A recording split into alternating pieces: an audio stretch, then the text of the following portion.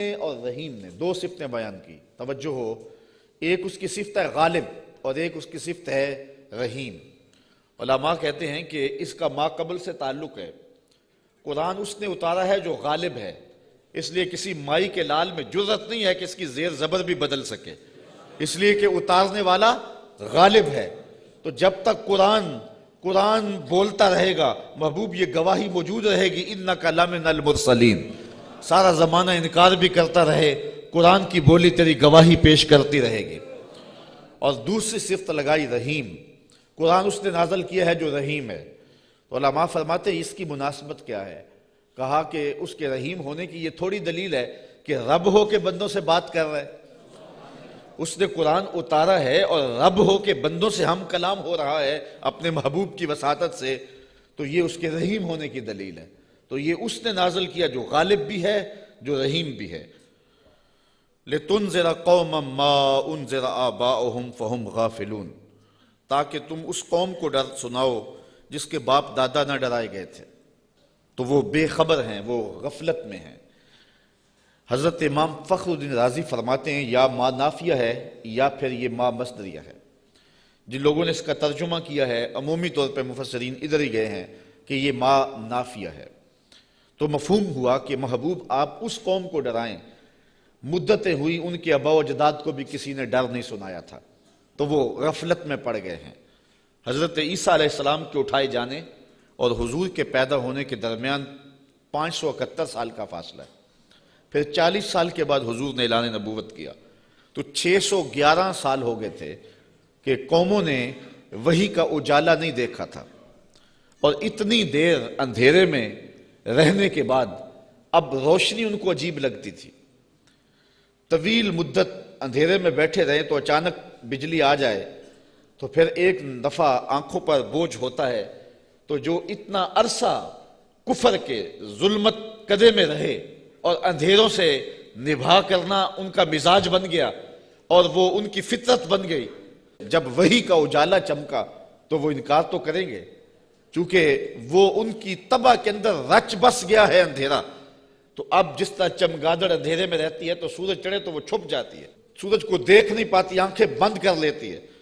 تو اسی طرح جو لوگ اتنا طویل عرصہ اندھیرے میں رہے تھے، تو اب حضور کی نبوت کا سورج چمکا تو انہوں نے انکار تو کرنا ہی تھا، انہوں نے تو چھپنا ہی تھا، مخالفت تو کرنی تھی، اس لیے کہ اندھیرے کے خوگر بن گئے ہوئے تھے۔ فَهُمْ غَافِلُونَ، تو وہ غافل ہو چکے تھے، ان کی فطرت میں، ان کی طبع میں اور ان کے دل میں راسخ ہو چکے تھے اندھیرے۔ اب ان کو اچنبھا لگتا تھا روشنی عجیب لگتی تھی ان کو۔ ایک تو ہے اگر یہ ما نافیہ مانے، اور اگر اس ما کو مصدریہ مانے تو پھر اس کا مفہوم یہ ہوگا کہ محبوب آپ ان کو اسی طریقے اور اسی انداز سے ڈر سنائیں جس انداز سے ان کے آباء و اجداد کو ڈر سنایا گیا تھا۔ آپ کوئی نیا طریقہ نہیں لے کے آئے، جو پیغمبروں کا طریقہ پہلے تھا، تنذیر کا، تبشیر کا، آپ اسی طریقے پہ آئے ہیں، اور جس طرح وہ لوگوں کو اور قوموں کو ڈر سناتے رہے ہیں، آپ بھی اسی طریقے پہ ان کو تنذیر کریں، ان کو ڈر سنائیں، ان کو تبشیر کریں، ان کو پیغام حق دیں۔ یعنی آپ کا وہی طریقہ ہوگا جو آپ سے قبل پیغمبروں کا طریقہ رہا ہے، اور جس طرح ان کے آباء و اجداد کو ڈرایا گیا، پیغمبروں نے ان کے بڑوں کو ڈرایا، ان کو بھی آپ اسی طریقے سے ڈرانے کے لیے آئے ہیں۔ اور دوسرا مفہوم جو ما نافیہ کے ساتھ ہے کہ آپ اس قوم کو ڈرانے آئے ہیں، ان کو ڈر سنانے آئے ہیں، ان کو تنذیر کرنے آئے ہیں۔ مدتیں ہو گئیں کہ ان کے آباء و اجداد کو بھی کسی نے ڈر نہیں سنایا تھا، اب غفلتوں کے خوگر ہو گئے ہیں، اب عادی ہو گئے ہیں اندھیروں میں رہنے کے، تو تیری بات ان کو عجیب لگے گی تو مخالفت بھی کریں گے، تانے بھی دیں گے، پتھر بھی اٹھائیں گے، اور گڑھے بھی کھودیں گے، کانٹے بھی بچھائیں گے، طائف کا بازار بھی سجے گا، مکے کی گلیوں میں دکھ بھی آئیں گے، احد اور بدر کی جنگیں بھی ہوں گی۔ اس سخت حالات سے محبوب آپ کو گزرنا ہوگا، اس لیے کہ آپ کا پالا اس قوم سے پڑنے لگا ہے جن کے آباء و اجداد نے بھی مدتیں ہوئی روشنی نہیں دیکھی تھی، تو ان کے پاس جب آپ روشنی کا پیغام لے کے جائیں گے تو ان کو یہ بات عجیب لگے گی، اس لیے آپ ان کو تنذیر کرنے جا رہے ہیں۔ لَقَدْ حَقَّ الْقَوْلُ عَلَىٰ أَكْثَرِهِمْ فَهُمْ لَا يُؤْمِنُونَ، بے شک ان میں اکثر پر بات ثابت ہو چکی ہے کہ وہ ایمان نہیں لائیں گے۔ ابو جہل، ابو لہب، عتبہ عتیبہ اور کئی لوگ ہیں، یہ اتنے راسخ ہو چکے ہیں کفر میں اور ان کے اندر اتنا زنگ چڑھ گیا ہوا ہے کہ محبوب یہ ایمان نہیں لائیں گے۔ آپ گھبرائیں نہیں، اپنے عمل تبلیغ کو جاری رکھیں۔ کٹھن حالات میں آپ روشنی کے دیے روشن کرتے چلے جائیں۔ اندھیرا چھٹتا چلا جائے گا لیکن اکثر لوگ نہیں مانیں گے، مخالفت کریں گے، کھڑے ہو جائیں گے، مقابلہ کریں گے، بہت کچھ ہوگا۔ محبوب یہ بات طے شدہ ہے کہ آپ کی مخالفت ہوگی اور زیادہ لوگ نہیں مانیں گے۔ اِنَّا جَعَلْنَا فِي أَعْنَاقِهِمْ أَغْلَالًا، ہم ان کے گردن میں، ان کے گلوں میں طوق چڑھا دیے ہوئے۔ حضرت مولا کائنات سیدنا علی المرتضیٰ رضی اللہ تعالیٰ عنہ اپنے ان دونوں ہاتھوں کو یوں جوڑ کر کے اپنی گردن کے نیچے رکھا، تو جب گردن کے نیچے رکھا تو سر اوپر اٹھ گیا، تو فرمایا جس طرح گردن کے نیچے ہاتھ رکھنے سے گردن تن جاتی ہے اور سر اوپر اٹھ جاتا ہے، اللہ نے کافروں کے گلے میں یوں طوق چڑھا دیے ہیں کہ ان کی گردنیں اوپر کو اٹھی ہیں اور وہ چڑھتے ہوئے سورج نبوت کا دیکھ ہی نہیں سکتے ہیں۔ اچھا آگے لفظ بھی فرمایا فَهِيَ إِلَى الْأَذْقَانِ، اور وہ ٹھوڑیوں تک چڑھے ہوئے ہیں۔ فَهُمْ مُقْمَحُونَ، مقمحون عربی میں ایسے اونٹ کو کہتے ہیں کہ جس کو کھینچ لیا جائے، جس کی گردن کھینچ لی جائے اور وہ نیچے بھی نہ دیکھ سکے، دائیں بائیں بھی نہ گردن موڑ سکے، آنکھیں تاڑے لگ جائیں اور گردن اوپر کو اٹھی ہو، نیچے سبز چارہ بھی ہو تو اسے دکھائی نہ دے، اس کو کہتے ہیں ایبالن مقمحن، ایسا اونٹ کہ جس کی گردن اٹھی ہوئی ہے۔ اللہ کہتا ہے فہم مقمحون، یہ بھی مقمحون ہیں، ان کی گردنیں بھی اوپر کو اٹھ گئی ہیں، اس لیے محبوب نے کچھ سجائی نہیں دے رہا۔ مزید یہ وَجَعَلْنَا مِن بَيْنِ أَيْدِيهِمْ صَدًّا وَمِن خَلْفِهِمْ صَدًّا، ہم ان کے آگے بھی دیوار کر دی ہے، ان کے پیچھے بھی دیوار کر دی، دو دیواریں چن دی آگے پیچھے۔ فَأَغْشَيْنَاهُمْ، اور پھر ان کے منہ کے اوپر خول چڑھا دیے، فَهُمْ لَا يُبْصِرُونَ، تو وہ نہیں دیکھ سکتے۔ مجھے بتاؤ کہ آگے بھی دیوار ہو، پیچھے بھی دیوار ہو، منہ کے اوپر کپڑا خول چڑھا ہوا ہو اور نظر تاڑے لگی ہوئی ہو، گردن اٹھی ہوئی ہو، گلے میں طوق ہو، تو چڑھتا ہوا سورج دکھائی دے گا؟ چمکتا ہوا چاند نظر آئے گا؟ ٹمٹماتے ہوئے ستارے سجھائی دیں گے؟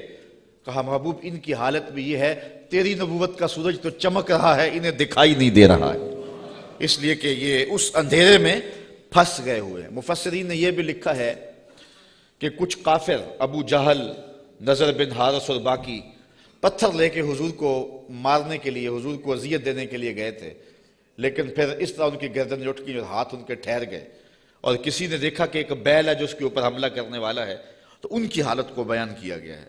تو اللہ فرماتا اب وہ دیکھ نہیں سکتے۔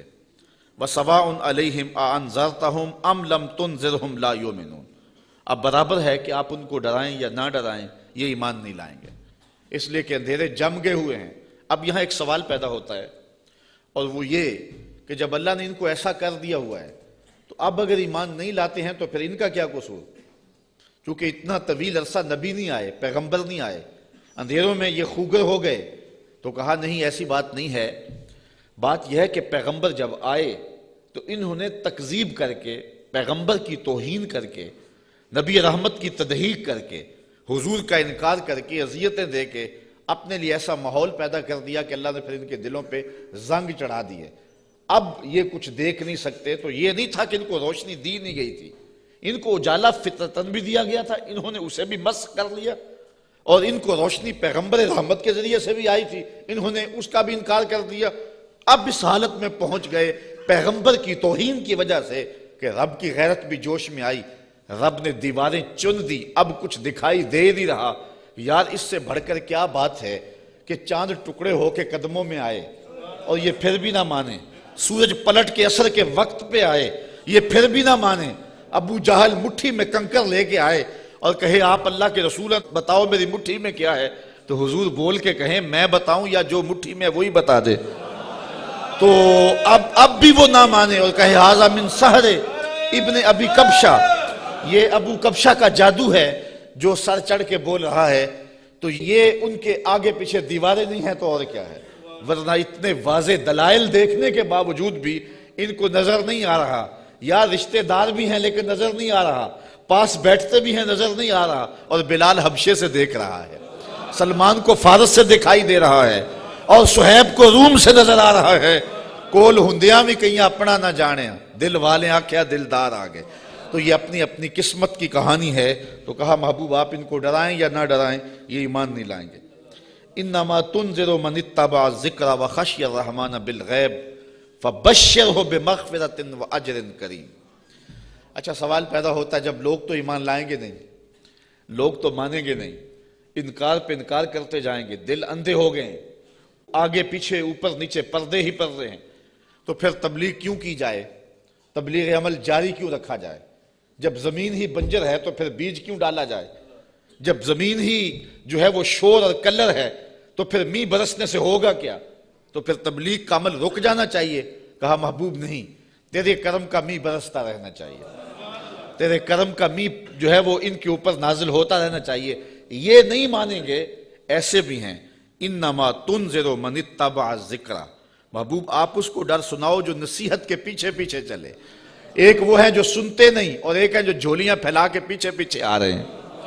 ایک وہ ہیں کہ آپ سناتے ہیں کانوں میں انگلیاں ٹھونس لیتے ہیں, اگر سنائیں تو پھر بھی ایک کان سے سن کے دوسرے کان سے نکال لیتے. اور ایک وہ بھی ہیں کہ تو پہاڑ کی چوٹی پہ بیٹھا ہے اور محبت والا, آنکھوں میں ظاہری روشنی بھی نہیں رکھتا. عبداللہ ابن مکتوم حضور کی خوشبو سونگ سونگ کے پتھروں پہ اوپر چڑھتا ہوا پہاڑ پہ پہنچ جاتا ہے اور آپ کی چوکھٹ پہ جولی پھیلا کے کہتا ہے کہ یا رسول اللہ علمنی ما علمک اللہ, اللہ نے جو آپ کو دیا میری جھولی میں بھی ڈال دیجئے. ایک سن نہیں رہے اور ایک پیچھے پیچھے آ رہا ہے.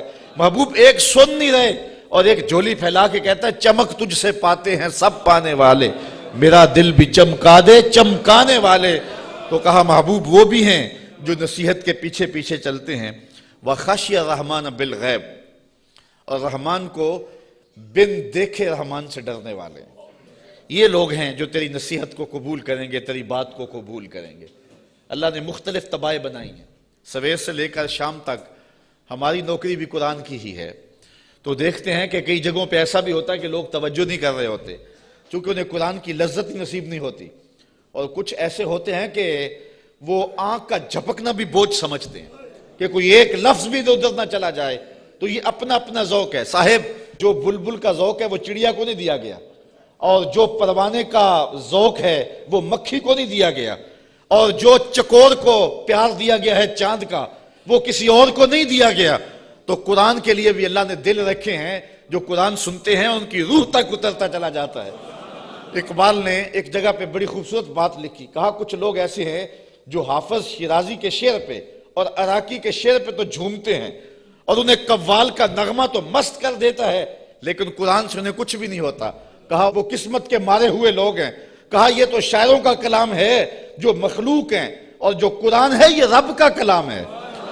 اور جو بادشاہوں کے کلام ہوتے ہیں وہ کلاموں کے بادشاہ ہوتے ہیں, اور یہ رب کا کلام ہے, یہ خالق کا کلام ہے. تو جو لذت, جو چاشنی, جو کیفیت قرآن میں ہے وہ نہ کسی شعر میں ہو سکتی ہے, نہ کسی سخن میں ہو سکتی ہے, نہ کسی نظم میں, نہ کسی نثر میں. لیکن کیفیت اپنی اپنی ہوتی ہے. کسی کو قوالی تو مزہ دے دیتی ہے لیکن قرآن اسے لطف نہیں دیتا ہے. اس کو اپنے اندر کو دیکھنا چاہیے اور کتاب رحمت سے دل جوڑنا چاہیے. اس کا ایک ایک لفظ نور دے رہا ہے. کہا محبوب جو رحمان سے بن دیکھے ڈرتے ہیں وہی اس قرآن کے نور کو لینے والے ہیں. اچھا فبشرہ بمغفرہ, انہیں مغفرت کی بشارت دے دیجئے, انہیں مغفرت کی بشارت دے دیجئے. وَأَجْرٍ کریم, یار اجر ہی کافی تھا لفظ, لیکن کریم کی ساتھ صفت لگائی. میرے پاس کوئی اس کا مفہوم نہیں ہے کہ اس کو اردو میں ڈھال سکوں, لیکن اتنا ہی سمجھیں کہ جس اجر کو میرے رب نے بھی کریم کہا وہ کیسا اجر ہوگا. اللہ فرماتا ہے ہم ان کو بخشیں گے بھی اور اجر کریم بھی دیں گے. اِنَّا نَحْنُ نُحْيِي الْمَوْتَى وَنَكْتُبُ مَا قَدَّمُوا وَآثَارَهُمْ وَكُلَّ شَيْءٍ أَحْصَيْنَاهُ فِي إِمَامٍ مُبِينٍ. بے شک ہم مردوں کو جلائیں گے, زندہ کریں گے, اور ہم لکھ لیں جو انہوں نے آگے بھیجا جو پیچھے چھوڑا, اور ہر چیز ہم نے گن رکھی ہے ایک بتانے والی کتاب میں. آج کوئی مانے یا نہ مانے, انکار کرے یا اقرار کرے, تردید کرے یا تائید کرے, رخ پھیر لے یا جھولی پھیلا لے, محبوب آپ پریشان نہیں ہوں گے. ایک وقت آنے والا ہم قبروں سے مردوں کو اٹھائیں گے. آج کوئی مانے یا نہ مانے, ہم نے لکھی ہوئی ہے, ایک ایک بات لکھی ہوئی ہے, وہ روشن کتاب میں. قیامت کے دن نامہ اعمال کھلے گا, سب سامنے آ جائے گا. تو محبوب آپ اپنے عمل کو جاری رکھیں, جو آپ کر رہے ہیں ہم وہ بھی لکھ رہے ہیں, اور جو آگے سے ان کے رویے ہم وہ بھی لکھ رہے ہیں. قیامت کے دن ہر شے سامنے ہوگی اور رب کی عدالت میں سارے فیصلے ہوں گے. اچھا، ایک تو یہ مفہوم ہے جو عامت المفسرین نے بیان کیا اس آیت کا، لیکن ابن عاشور نے اس کا ایک اور مفہوم بیان کیا ہے، اور ذرا سنیے. وہ کہتا ہے کہ اس آیت کو انا نحن نحیی الموتى، اس کو ہم ما قبل سے اگر ملا کے پڑھیں تو مفہوم اس کا کچھ اور نکلتا ہے، اور وہ یہ کہ محبوب تیری بات کو کچھ لوگ سنتے نہیں ہیں اور تو ان کے پاس جا کے بات سناتا ہے اور وہ پرواہ نہیں کرتے، ان کے اوپر نیچے آگے پیچھے زنگ ہیں اور پردے ہیں، لیکن محبوب تیرے کرم کا می برستا رہنا چاہیے. ایک دن آئے گا مردے بھی جی اٹھیں گے. محبوب تیرے کرم کا می برستا رہے، ایک دن آئے گا ان شور اور کلر زمینوں میں بھی پھول کھل اٹھیں گے. اس لیے تو کرم فرماتا رہے اور تو تبلیغ کا عمل جاری رکھ. روزانہ پتھر پہ بھی ایک قطرہ گرے تو ایک دن سوراخ وہاں بھی ہو جاتا ہے، اور محبوب تیری مٹھی بولی جاری رہنی چاہیے. ایک دن زمانہ تیرے کلمے پڑے گا. اور پھر فتح مکہ کے دن لوگوں نے دیکھا سب کے لبوں پہ ترانے میرے حضور کے ہی تھے. تو یہ ہے ایک مفہوم. اچھا، یہ بات بیان کرنے کے بعد جو اگلا رکوع ہے، مضمون لمبا نہ ہو جائے لیکن میں کچھ مضمون آپ کے سامنے رکھ دیتا ہوں اختصار کے ساتھ. اللہ نے اپنے محبوب کے غلاموں کو ان کٹھن حالات میں تسلی دی. وَضْرِبْ لَهُمْ مَثَلًا أَصْحَابَ الْقَرْيَةِ، محبوب انہیں اس شہر والے لوگوں کی کہانی سناؤ. یہ محبوب کے قلب کو اور حضور کے غلاموں کے دل کی تسکین کے لیے اللہ نے کہا، چونکہ کہانیوں کے ساتھ ویسے بھی انسان کا جو رجحان ہے وہ طبعی ہوتا ہے، فطری ہوتا ہے. کہانی کی طرف میلان ایک فطری ہے، انسان کی طبع میں رکھا گیا، شوق سے سنتا ہے. کسی زمانے میں شام کو بچے دادی اماں کے بستر میں گھستے تھے کہ اس سے کہانیاں سننی ہیں، اور دادی اماں اپنی روایات، اپنا کلچر، اپنی تہذیب، اپنا تمدن اور اپنی خاندانی روایات اس کہانی کے اندر سمو کر کے ان بچوں کو اخلاقیات کا درس، اپنے مذہب کا درس اور اچھائیوں کا درس اور تقوی کا درس اس ایک کہانی میں رکھ کے ان کو دیا کرتی تھی. اور وہی ہمارا کلچر تھا، وہی ہماری تہذیب تھی، اور وہ اپنی روایات کو نئی نسل میں منتقل کر کے جاتی. جب سے ہم نے دادی اماں کا بستر چھوڑ دیا ہے اور ٹیلی ویژن کی سکرین سے تہذیب لینا شروع کر دی ہے، اس لیے ہم نے روایات ادھر سے لینی ہے، اور وہی حقیقتوں کے اجالے اور وہی روشنیاں تھیں. اور آج ہم پتہ نہیں کیا کس کو کلچر قرار دے رہے ہیں. میں 2-4 دن پہلے لاہور میں 4-5 جگہ پہ درس پہ رہا ہوں اور جگہ جگہ کلچر میلے اور کیا کچھ دیکھتا رہا ہوں، تشہیر اس کی. تو میں کہا تھا، جگہ جگہ میں نے کہا یہ ہمارا کلچر نہیں ہے. جو ماہرین ہیں اور جو فنون والے ہیں وہ کہتے ہیں کہ جو کلچر ہوتا ہے کسی بھی قوم کا، اس پر جغرافیے کی اور مذہب کی چھاپ ضرور ہوتی ہے. یہ کبھی نہیں ہو سکتا کہ کسی قوم کا کلچر، اس کی تہذیب اس کے جغرافیے سے اور اس کے معتقدات سے، اس کے عقائد سے ہٹ کر ہو. تو یہ سارتاپا برہنہ کلچر، یہ ہمارا کلچر نہیں ہو سکتا، نہ مشرقی کلچر نہ حجازی کلچر. ہمارا کلچر مغرب کی ہواؤں سے نہیں پھوٹتا، مدینے کی فضاؤں سے پھوٹتا ہے. اپنی ملت کا قیاس اقوام مغرب سے نہ کر، خاص ہے ترکیب میں تجھے قوم رسول ہاشمی. آج جو کلچر ہمیں دیا جا رہا ہے وہ قطعاً ہماری روایات نہیں ہیں، ہمارا کلچر نہیں ہے، ہمارا تمدن نہیں ہے، ہماری تہذیب نہیں ہے. تو بہرحال دادی اماں سے وہ کہانیاں سننا، یہ شوق اور رجحان یہ فطری ہے. تو اللہ تعالیٰ نے قرآن مجید میں کئی کہانیاں ہماری ہدایت کے لیے بیان کی ہیں، اور یہ کہانی بھی وَضْرِبْ لَهُمْ مَثَلًا أَصْحَابَ الْقَرْيَةِ. محبوبی نے اس بستی کے لوگوں کی کہانی سنائے. وہ ایک بستی تھی جس کا نام تھا انطاکیہ، اور یہ شام کے غربی علاقے میں واقع ہے. وہاں اللہ نے 2 رسول بھیجے ان لوگوں کی ہدایت کے لیے. خوشحال بستی تھی، اللہ نے 2 رسول بھیجے، انہوں نے دونوں کا انکار کر دیا. اللہ نے ان کی تائید کے لیے 3را رسول بھیجا، انہوں نے اس کا بھی انکار کر دیا. حتیٰ کہ ان نبیوں کی تکذیب کی، انہیں گالیاں دی اور پتھر لے کر ان نبیوں کو شہید کرنے پر آمادہ ہو گئے. جب نبیوں کو قتل کرنے لگے تو شہر کے ایک کنارے پر ایک شخص رہتا تھا. اسے جب پتہ چلا کہ یہ نبیوں کو قتل کر رہے ہیں میری قوم کے لوگ، تو تھا تو وہ مسکین آدمی، لیکن اس کے دل میں جذبہ جاگا. وہ وہاں سے دوڑتا ہوا آیا اور اپنی قوم کو کہنے لگا تم قتل کرنے لگے ہو، میں کہتا ہوں ان کے قدم چومو. تو وہ جتنے پتھر تھے ان نبیوں پر برسنے کے لیے آمادہ تھے وہ اس شخص پہ برس گئے. اور پھر وہ شہید ہو گیا، پھر اس کی لاش سے آواز کیا آئی؟ یہ قرآن کی بولی ہے۔ ذرا توجہ کر لیں، میں اس کی تفصیلات میں تو نہیں جاؤں گا، لیکن اختصار کے ساتھ مضمون آپ نے سن لیا۔ اب قرآن کا لہجہ دیکھیے۔ وَاضْرِبْ لَهُمْ مَثَلًا أَصْحَابَ الْقَرْيَةِ، محبوب نے اس بستی کے لوگوں کی کہانی سنائیے۔ اِذْ جَاءَهَا الْمُرْسَلُونَ، جن کے پاس رسول آئے۔ اِذْ أَرْسَلْنَا إِلَيْهِمُ اثْنَيْنِ، ہم نے ان کی طرف 2 رسول بھیجے۔ فَكَذَّبُوهُمَا، اس قوم نے ان دونوں کی تکذیب کر دی۔ فَعَزَّزْنَا بِثَالِثٍ، ہم نے تیسرا بھیجا۔ فَقَالُوا إِنَّا إِلَيْكُمْ مُرْسَلُونَ، ان رسولوں نے کہا کہ ہم تمہاری جانب رسول بن کے آئے ہیں۔ قالوا، قوم نے کہا، ما انتم الا بشر مثلنا، تم تو ہمارے جیسے بشر ہو۔ یہ بدبخت اور بد نصیب قوموں کا مزاج رہا ہے کہ پیغمبروں سے روشنی اور نور لینے کی بجائے ان کو بشر کہہ کے ان کی رحمتوں سے اور ان کے دامن سے پھوٹتی ہواؤں سے اور ان کے سینے سے نکلتی شعاؤں سے اور ان کے من سے وابستہ روشنیوں سے اپنے آپ کو محروم کر لیتے ہیں، اور ان کا چلنا پھرنا اور ان کا اٹھنا بیٹھنا، ان کا شادی اور نکاح کرنا اور ان کا بال بچوں میں رہنا اور ان کا بازار میں آنا جانا، اس کو وہ کہتے ہیں کہ یہ اگر نبی ہوتے تو یہ کیوں ہوتا۔ یہ عجیب بات ہے، ان کی عظمتوں کے پہلوؤں کو چھوڑ کے نظر یہاں رکھ دیتے ہیں، حالانکہ یہ بھی انسانیت کے نمونے کے لیے اور ہدایت کے لیے ہوتا ہے۔ یہاں میں بہت لمبی بات نہیں کروں گا، اگرچہ یہ عنوان ایک لمبی گفتگو کا متحمل ہے۔ ایک بات کروں گا کہ اصل بدبختی ہے لوگوں کی۔ ہمارے بزرگ فرمایا کرتے تھے، تم نے حلیمہ کی بکریوں کے پیچھے پیچھے دیکھا، سدرہ پر جبریل کے آگے آگے نہیں دیکھا۔ بس جو یہاں نظر جما لے تو وہ محروم ہو جاتا ہے، اور جو اس سمت کو دیکھے تو وہ روشنیاں پا جاتا ہے۔ اچھا، دوسری بات، اور اب وہ آپ کی توجہ کے لیے، کہ ایک طرف اس قوم کا رویہ یہ ہے اور کافروں کا یہ مزاج رہا ہے کہ وہ نبیوں کو بشر کہہ کے ان کو رسول ماننے سے انکار کر دیتے ہیں۔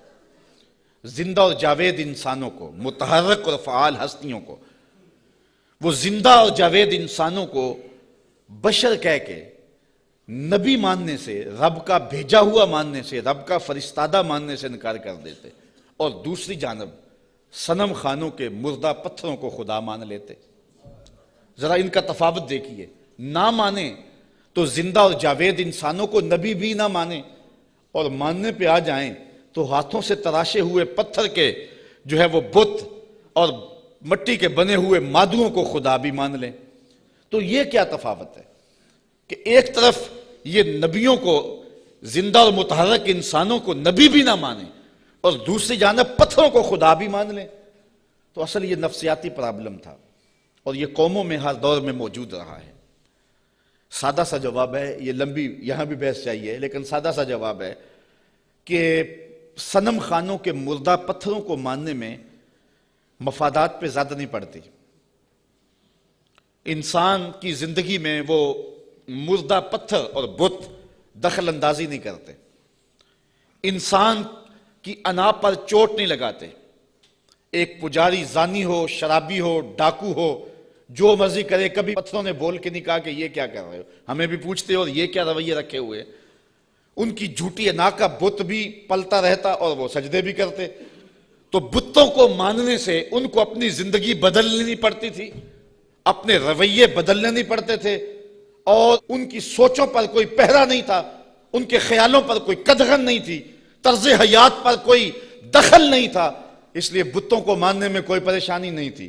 اور نبیوں کو ماننے کا مقصد یہ تھا کہ سر سے لے کر پاؤں تک زندگی کے ایک ایک لمحے کو، معاشرت سے لے کر کے نجی زندگی سے لے کے سیاسی زندگی تک سب کچھ بدلنا پڑتا تھا، اور اپنی خواہشات کے جنازے کندھوں پہ اٹھا کے دفن کرنے کے بعد پھر نبیوں کے قدم چومنے پڑتے تھے۔ اس لیے نبیوں کو ماننے میں پرابلم تھا اور بتوں کو ماننے میں کوئی پرابلم نہیں تھا، اس لیے کہ بتوں کو ماننے میں کوئی مفادات پہ زیادتی نہیں پڑتی تھی، اور نبیوں کو ماننے کا مقصد یہ تھا پھر اپنی خواہش چھوڑنی پڑتی تھی۔ تیرے ہندیاں سندیاں محبوبہ، میں کافر ہوا جے میں ہوا، پھر تو اپنا آپ چھوڑنا پڑتا تھا نا۔ اس لیے وہ انسانوں کو نبی ماننے کے لیے تیار نہیں تھے اور پتھروں کو خدا ماننے کے لیے آمادہ ہو جاتے۔ آج بھی یہ نفسیات ہمارے اندر بھی پائے جاتے ہیں۔ ایک شخص 70 سال حدیث رسول پڑھاتا رہا، 80 سال اس نے قرآن کی نوکری کی، تو لوگ اس کے گرد اتنی تعداد میں جمع نہیں ہوتے، اور ایک بندہ دونی رما کے تموڑی شاہ بیٹھ جاتا ہے اور ساری قوم اس نانگے کے پیچھے بھاگ جاتی ہے، تو کچھ لوگ کہتے ہیں کہ پتہ نہیں اس میں کمال کیا ہے، کرنٹ کیا ہے۔ صاحب بات کرنٹ کی نہیں ہے، مفادات پہ زد نہیں پڑتی، اور اس شخص کے پاس آنا ہے تو زندگی بدلنی پڑتی ہے۔ اس لیے ان مردوں کو ماننے میں حرج نہیں ہے، اور ان فعال اور زندوں کو ماننے میں اپنی خواہشات کا جنازہ اٹھانا پڑتا ہے۔ لہذا انسان کا رجحان ادھر نہیں ہوتا ہے، انسان کا رجحان ادھر ہوتا ہے۔ یہ ایک انسان کی فطرت ہے۔ اس بات کو سمجھانے کے لیے میں آپ کو ایک بات سناؤں گا۔ میرا ایک دوست ہے پرانا، تو بچپن میں جن سے تعلق رہا ہو تو وہ کم ہی کسی کے لیے اعتقاد کا رشتہ رکھتے ہیں، لیکن یہ اللہ کا فضل ہے کہ میرے لیے اس کے دل میں بڑی محبت، حتیٰ کہ میرے ساتھ اس کا روحانی تعلق بھی ہے۔ تو اس کا ایک دوسرا دوست ہے، اور وہ میرا بھی دوست، اور وہ بہت زیادہ پڑھ لکھ بھی گیا ہے اس کی طرح۔ تو اس نے کہا یار دیکھ، میں بھی ایک اعلیٰ منصب پہ ہوں اور حضور کی سنت چہرے پہ ہے، تو تیرے دل کے اندر بھی اس شخص کے لیے محبتوں کے جذبے ہیں، تو بھی میری طرح اس شخص کے ساتھ اپنا باطن کا تعلق قائم کیوں نہیں کر لیتا۔ یہ ایک مرید کے دل میں خواہش ہوتی ہے کہ دوسرا شخص بھی میرے پیر سے وابستہ ہو جائے۔ اس فطری خواہش کے تحت اس نے اس کو دعوت پیش کی۔ تو اس نے جو جواب دیا، وہ جواب اس آیت کے مفہوم کو سمجھنے میں مدد دے گا۔ اس نے کہا کہ میں کبھی کبھی اس کی تقریر سنتا ہوں تو یار میں حساس سا آدمی ہوں، رات کو سو نہیں سکتا، تو جس کی تقریریں مجھے سونے نہیں دیتی، اگر میں اس سے تعلق جوڑ لیا وہ تو مجھے زندہ مار دے گا۔ اس لیے مجھے تو پیر ایسا چاہیے کہ جو سرانے کے نیچے رکھ کے آرام سے سو بھی سکوں، اور جس کو چاہوں تو لپیٹ کے جیب میں ڈال بھی سکوں، اس کے ساتھ تعلق کا یہ رشتہ مجھ سے تو نہیں نبھایا جائے گا۔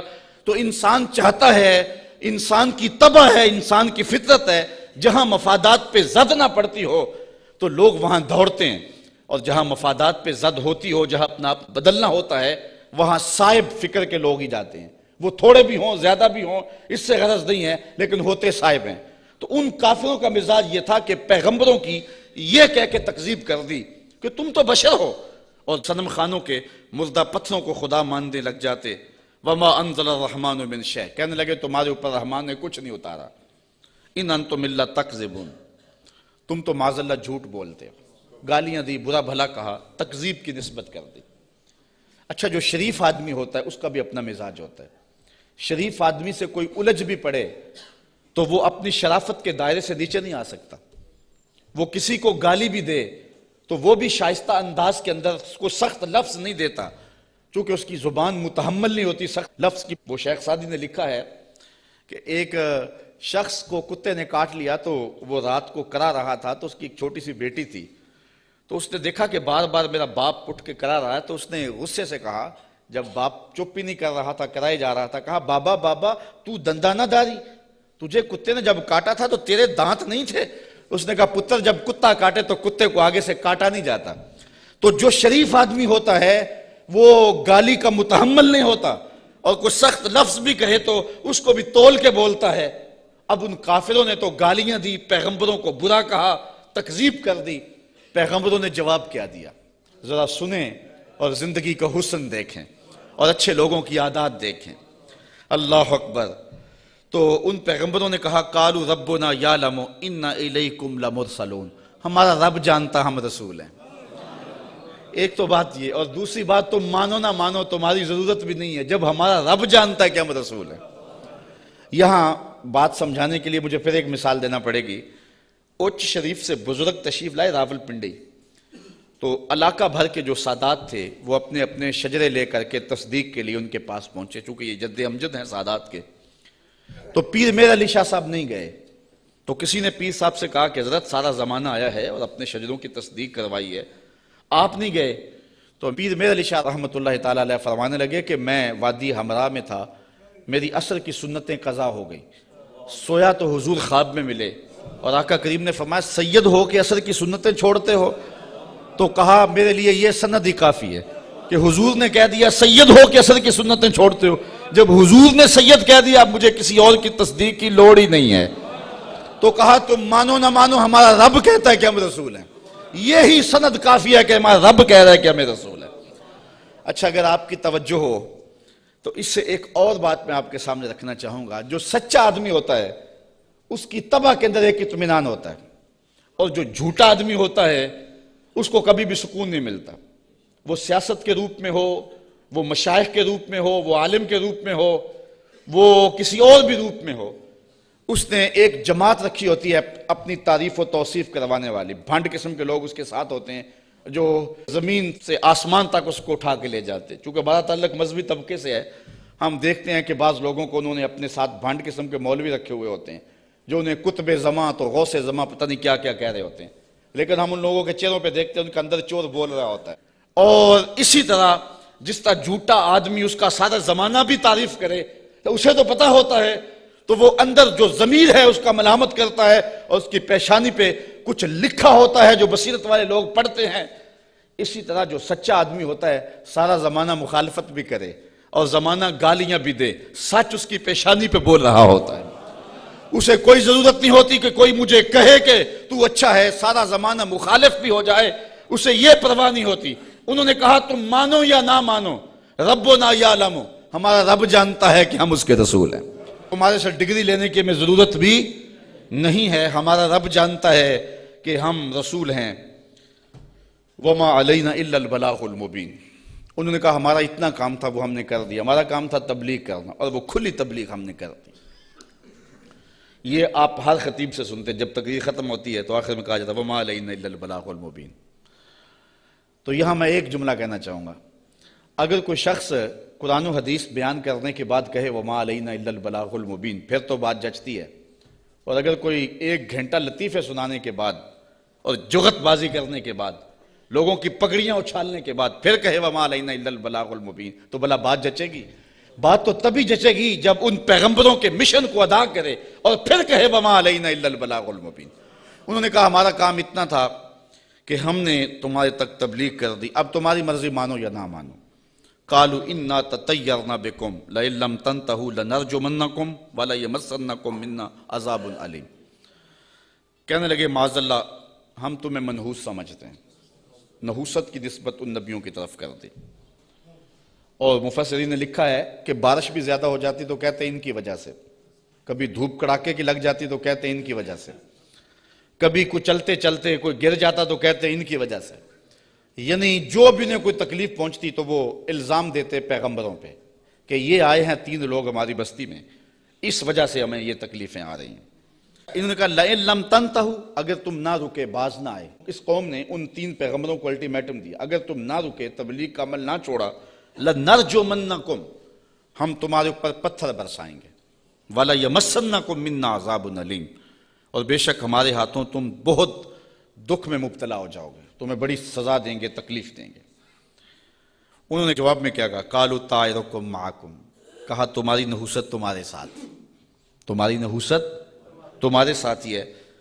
اَإِن ذُكِّرْتُمْ، تم یہ سب کچھ اس لیے کر رہے ہو کہ ہم تمہیں نصیحت کر رہے ہیں، ہم تمہیں ڈرا رہے ہیں، تمہیں ہم تذکیر کر رہے ہیں، اور جس کے اندر چور ہو تذکیر اس کو دکھن دیتی ہے اور اس کو تکلیف ہوتی ہے۔ بل انتم قوم مسرفون، تم حد سے تجاوز کرنے والے لوگ ہو۔ اچھا، جب انہوں نے یہ کہا تو قوم نے پتھر پکڑ لیے، کسی نے چھری پکڑی ہے، کسی نے تلوار پکڑی ہے، کسی نے ٹوکا پکڑا ہے، کسی نے کلہاڑا پکڑا ہے، کسی نے پتھر پکڑے ہیں، کسی نے ڈنڈا پکڑا ہے، جو کسی کے ہاتھ میں آیا میدان میں لے آئے 3 پیغمبروں کو، اور ان کو قتل کرنے کے لیے قوم امڑ آئی۔ اب جب ان پیغمبروں کو شہید کرنے کے لیے لوگ آمادہ ہوئے تو پھر شہر کے کنارے وہ شخص آیا۔ میں بالکل چھوٹا تھا، 12 یا 13 سال کی عمر ہوگی۔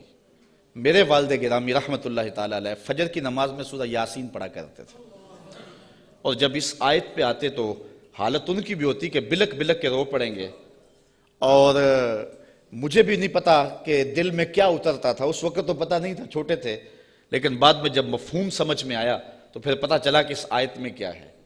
اس کا ترجمہ تو میں آپ کے سامنے رکھوں گا ہی، لیکن آپ لفظوں پہ بھی غور کرنا، لفظوں کی کشش کیا ہے۔ وہ حبیب نجار نامی شخص تھا جو شہر کے کنارے ایک جو ہے وہ غار میں رہتا تھا، اور جب یہ انطاکیہ میں پیغمبر داخل ہوئے تو سب سے پہلے ملاقات اس سے ہی ہوئی۔ اس کو 70 سال ہو گئے تھے، ایک بیماری میں مبتلا تھا، اور روزانہ بتوں کے آگے ہاتھ جوڑ کے معافی مانگتا تھا اور اپنی شفا کا عرض کرتا تھا۔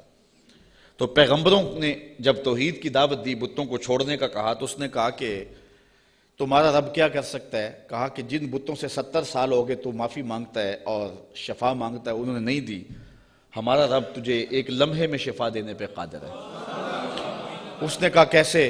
ان پیغمبروں نے ہاتھ اٹھائے۔ اچھا یار، پیغمبر تو ایک ہی ہاتھ اٹھا لے اور پھر 3 پیغمبروں نے ہاتھ اٹھائے ہوں گے تو پھر کیفیت تو کچھ اور ہی ہوئی ہوگی۔ اچھا، اس کی بیماری ختم ہو گئی، فوراً ٹھیک ہوا، اپنے گھر میں رہ کے ذکر فکر میں لگا رہتا تھا۔ یہ پیغمبر تبلیغ کرتے رہے۔ جب قوم نے ان پیغمبروں کو شہید کرنے کا ارادہ کر لیا، وہ دور شہر کے کنارے پہ رہتا تھا اور اس کا گھر کوئی اونچائی پہ تھا اور کسی غار میں رہتا تھا۔ اس نے دیکھا کہ میدان میں لوگ جمع ہیں اور نبیوں کو شہید کرنے پہ آمادہ ہیں۔ پھر وہ وہاں سے آیا۔ اب قرآن کے لفظ یہاں دیکھیے، یہی حبیب نجار صاحب یاسین ہے۔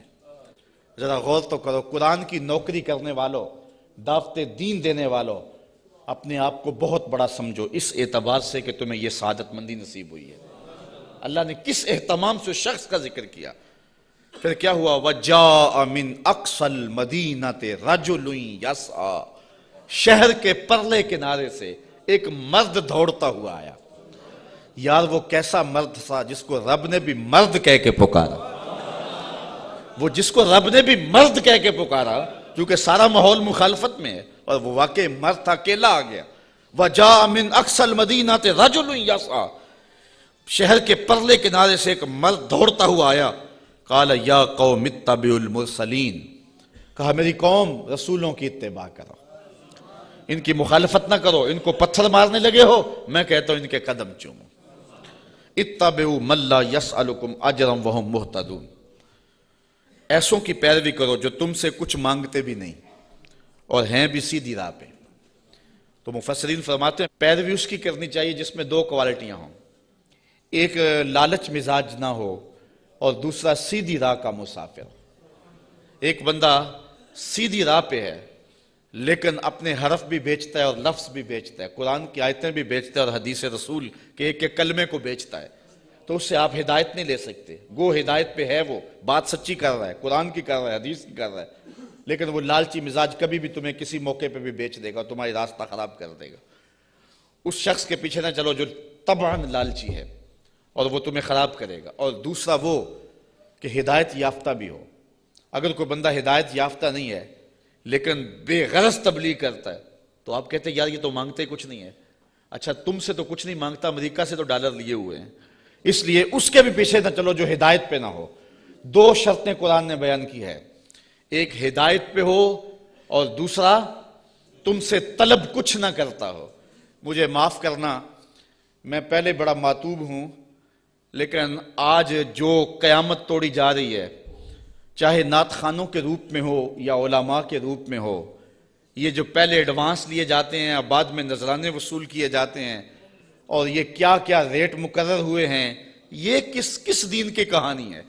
نہ یہ قرآن میں ہے، نہ حدیث میں ہے، نہ رسول کریم کا یہ طریقہ ہے۔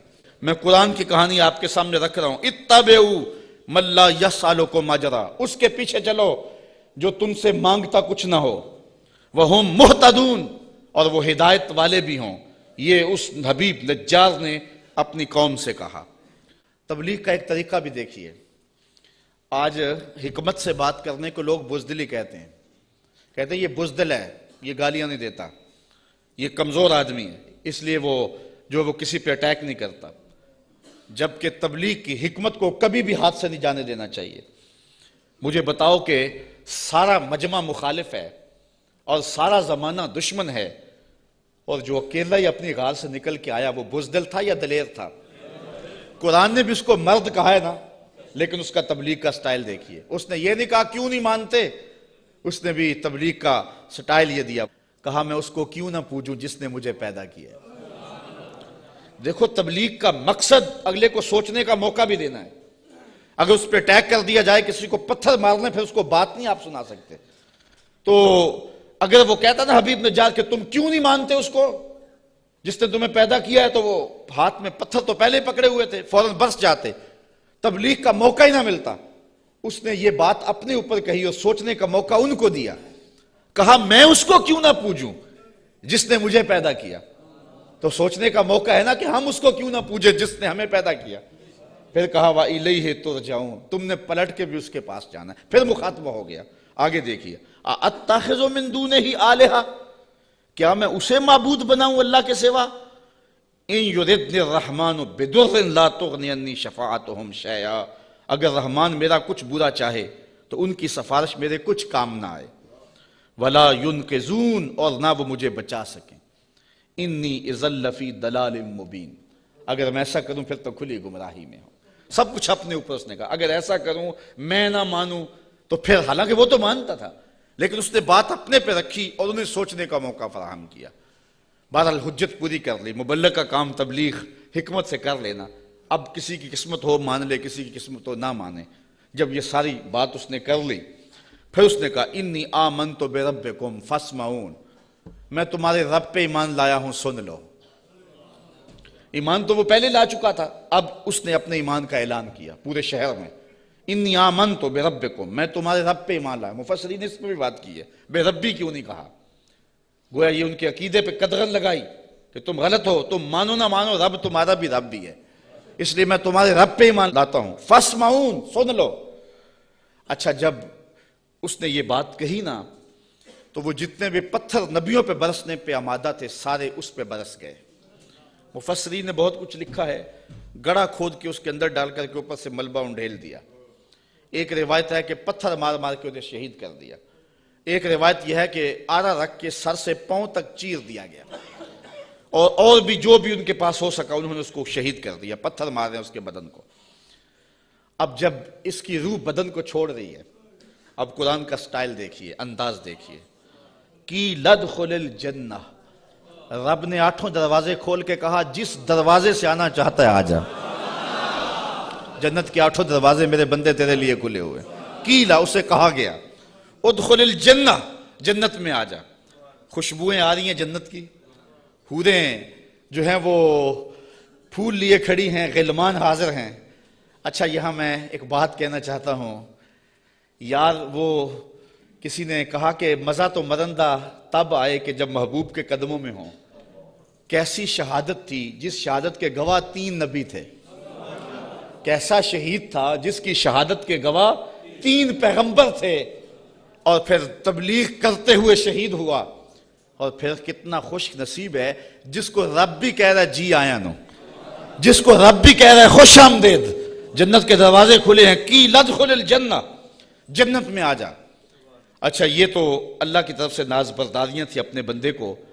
اب جو اس کی کیفیت تھی, حضرت عبداللہ ابن عباس کہتے ہیں کہ جب اس حبیب نجار کو لوگ پتھر مار رہے تھے اور اس کی روح نکل رہی تھی, اور وہ ساتھ بولتا کہہ رہا تھا مالک میری قوم کو ہدایت دے دے, انہیں پتہ نہیں ہے اس لیے مجھے مار رہی. انہیں کیا پتا کہ پیغمبروں کی اتباع کتنی بڑی دولت ہے. مالک ان کو ہدایت دے دے. اب جب اس کی روح پرواز کر گئی, اللہ نے جنت کے دروازے کھول دیے, تو پھر کیا ہوا؟ اب ان لفظوں پہ قربان ہونے کو جی چاہتا ہے. ویسے تو قرآن کہے کہ لفظ پہ نثار ہو جائیں, لیکن مبلغین کو, اگر یہاں مبلغین موجود ہیں تو میں مبلغین کو کہتا ہوں کہ جو اپنے سامعین ہیں, جو آپ کی بات سنتے ہیں, ان کی قدر سیکھیں اور ان کی تذلیل نہ کیا کریں. آج سامعین کو کوسنے دیتے اگر وہ بلند آواز سے سبحان اللہ بھی نہ کہیں.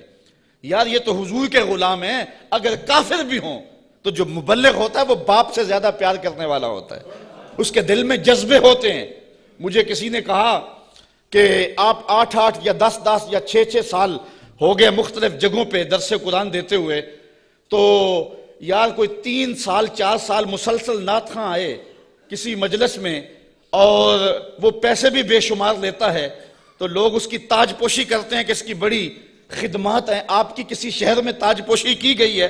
میں نے کہا یار اس سے بڑا اعزاز کیا ہے کہ اتنے لوگ کتاب رحمت کو سننے کے لیے آتے ہیں, اور ان کے آنکھوں میں جو پیار لکھا ہوا ہوتا ہے اور ان کی پیشانیوں پہ جو محبت لکھی ہوئی ہوتی ہے, ساری زندگی کی تھکن جو ہے وہ ایک مسکراہٹ سے دور ہو جاتی ہے.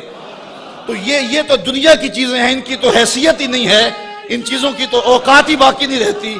اگر بعد میں ان کے خلاف باتیں کرتے رہے اور ویسے ان کے سر پہ تاج پہناتے رہے تو یہ تو کوئی بات نہ ہوئی. پیار وہ ہوتا ہے جو دل دیتا ہے.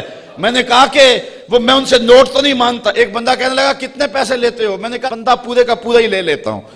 جب کسی کے پاس جاتا ہوں پھر وہ میرا ہی ہو جاتا ہے, بھاگتا رہتا ہے پیچھے پیچھے. وہ کہتے ہیں جی رضا صاحب لیتا کچھ نہیں. میں کہتا ہوں میں چھوڑتا کچھ نہیں ہوں, وہ سارے کا سارا ہی میرا ہو جاتا ہے, وہ سب کچھ قربان کرنے کے لیے تیار ہو جاتا ہے. تو یہ کتنا بڑا اعزاز ہے. تو جو مبلغ ہوتا ہے, مبلغ وہ پیار کرتا ہے بیٹوں سے زیادہ اپنے جو ہے وہ محبت کرنے والوں سے, اور جن کو تبلیغ کر رہا ہے. اب یہ تو حضور کے غلام ہیں جن کی ہم لوگ تذلیل کرتے ہیں. کسی کو کہتے ہیں یہ چاول کھانے آگے ہوئے ہیں, کسی کو کہتے ہیں یوں جی سبحان اللہ نہیں کہہ رہے. کیا کیا بولیاں بولی جاتی ہیں. یہی وجہ ہے کہ لوگ دین سے دور ہوتے چلے جا رہے ہیں. مبلغین کو اپنے منصب کا ہی نہیں پتا, اور سینوں کے اندر وہ درک ہی نہیں ہے جو ایک مبلغ کے سینے میں ہونا چاہیے. یہ کافر ہیں کافر, اور پتھر مار رہے ہیں, اور حبیب نجار کو شہید کر دیا ہے. جب روح اڑی نا بدن سے, اور وہ اس بدن کو بھی نوچ رہے تھے, بوٹیاں کھینچ رہے تھے, اور حبیب نجار کی روح جو ہے وہ پرواز کر کے اوپر آ جاتی ہے. اور اس کی آواز کیا ہے بولی ذرا دیکھیے, قرآن بتاتا ہے. قالا, حبیب نجار نے کہا, حبیب نجار نے جس کی بوٹیاں نوچ رہے ہیں. اللہ اکبر. یہاں تو پیسے نہ دیے جائیں تو ناراض ہو جائیں, ساؤنڈ سپیکر اچھا نہ ہو تو وہ تذلیل کریں ساؤنڈ والے کی, الیاذ باللہ. یہاں تو یہ ہے کہ اچھا کھانا نہ دے تو جو ہے وہ تقریر میں تبصرہ کر دیں, لیکن وہاں ماجرا کیا بوٹیاں نوچ رہے ہیں. اور میں اپنی بات نہیں کہہ رہا, قرآن بتا رہا ہے. جب وہ بوٹیاں نوچ رہے ہیں, وہ حبیب نجار کیا کہہ رہے ہیں؟ قالا یا لیتا قومی یعلمون, کاش میری قوم مجھے دیکھتی, میری بوٹیاں نوچنے والے مجھے دیکھتے. بما غفر لی ربی, میرے رب نے مجھے بخش دیا ہے, میرے رب نے مجھے بخش دیا ہے. اچھا بخشا کیوں ہے؟ مفسرین نے یہاں 3 قول بیان کیے ہیں.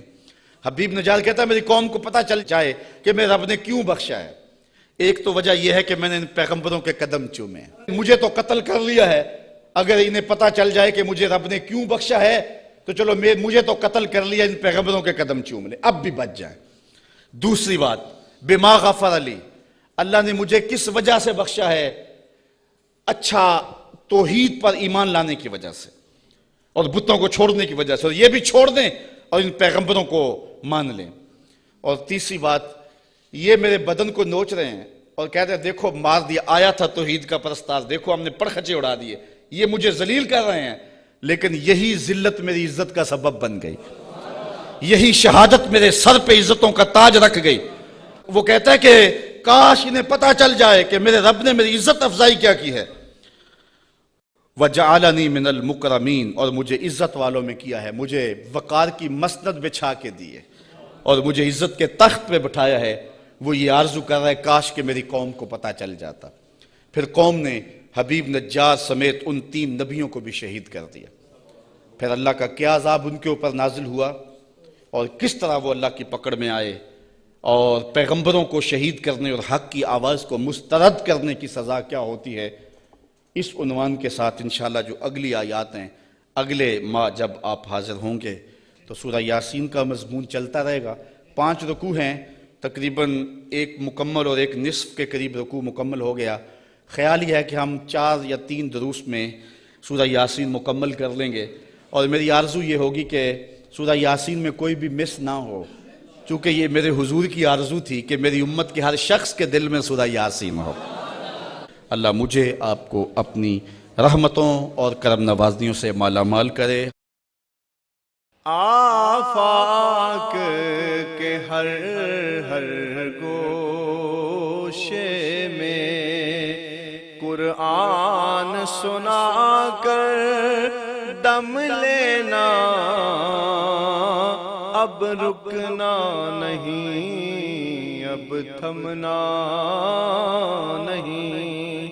فردوس میں جا کر دم لینا,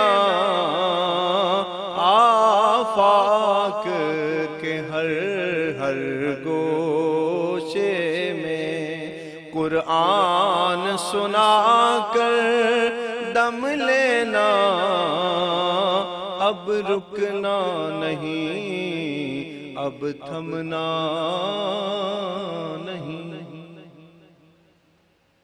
بسم اللہ الرحمن الرحیم. ہم جوہد و عظیمت کے راہی، ہم جوہد و عظیمت کے راہی، منزل پہ جا کر دم لیں گے، میدان عمل میں نکلے ہیں، میدان عمل میں نکلے ہیں، باطل کو مٹا کر دم لیں گے، ہم جوہد و عظیمت کے راہی، منزل پہ جا کر دم لیں گے، آفاق کے ہر ہر گوشے میں، آفاق کے ہر ہر گوشے میں قرآن سنا کر دم لیں گے، اب رکنا نہیں، اب تھمنا نہیں، اب رکنا نہیں، اب تھمنا نہیں، فردوس میں جا کر دم لیں گے، ہم جوہد و عظیمت کے راہی، منزل پہ جا کر دم لیں گے، میدان عمل میں نکلے ہیں، باطل کو مٹا کر دم لیں گے۔ اس دارالعلوم کی ایک ایک اینٹ میں پیار بھرا ہوا ہے، درد بھرا ہوا ہے، تو اس کے لیے دعا گو رہیں، اپنے تعاون سے بھی نوازتے رہیں۔ اللہ کی توفیق سے یہ ایک مرحلہ تقریباً تکمیل کے قریب ہے۔ ہم نے چاہا یہ تھا کہ 3.5 لاکھ روپے کا ایک ستون بما اوپر والا چھت اور فرشی لینٹر جو پڑا ہے، یہ 3.5 لاکھ روپے کا ایک بنتا ہے، تو اگر ہمیں 99 لوگ مل جائیں تو یہ سارا مکمل ہو جائے، لیکن 47 لوگ ہمیں مل سکے، چونکہ 3.5 لاکھ روپے ہم نعت خاں کو دے لیتے ہیں، مدرسے کو دینا ہمارے لیے مشکل ہے، ہمارا مزاج ایسا بنا ہوا ہے، تو پورے ملک کے اندر اتنے لوگ ملے، اللہ ان کے رزق میں بے پناہ برکتیں عطا فرمائے۔ باقی جن لوگوں نے انفرادی طور پہ کوشش کی، 2، 5، 7، 8، 10، 20 ہزار جتنی توفیق کوئی شامل ہوئے، تو یہ اتنا کام مکمل ہوا، اور یہ تھوڑا سا حصہ ہم نے یہ کچھ قرض لے کر کے ڈالا ہے، اور آگے والا حصہ بھی ہم نے جو ہے وہ تعمیر کرنا ہے۔ جب اوپر والی چھت کا مرحلہ پہنچے گا تو ایک ستون بما چھت کے صرف 2 لاکھ روپے تک جو ہے وہ ممکن ہوگا۔ احباب اگر اس حوالے سے جو ہے وہ تعاون فرمائیں۔ جامعۃ المصطفیٰ کے جو ماہانہ اخراجات ہیں اس سلسلے کے اندر باہر سے معاونت فارم اگر وصول کر لیں، ایک بچے کا اوسط خرچہ تقریباً 1200 سے 1500 روپے تک ہے۔ اگر ایک بچے کا خرچہ اپنے ذمے لے لیں، ہمارا نمائندہ ہر مہینے وصول کر لے گا، تو یہ ایک تعاون کی صورت ہوگی۔ بہرحال جس طرح جس سے بن پڑے، اپنے مرحومین کے اصالِ ثواب کے لیے، اس کی تعمیر کے لیے آپ نے کوشاں رہنا ہے۔ جس نے ایک پائی بھی اس جامعہ کے لیے خرچ کی، اے اللہ اس کو جزائے جزیل دے۔ جس نے گزرتے ہوئے پیار کی نظر سے دیکھ بھی لیا، اس کو بھی جزائے جزیل عطا فرما۔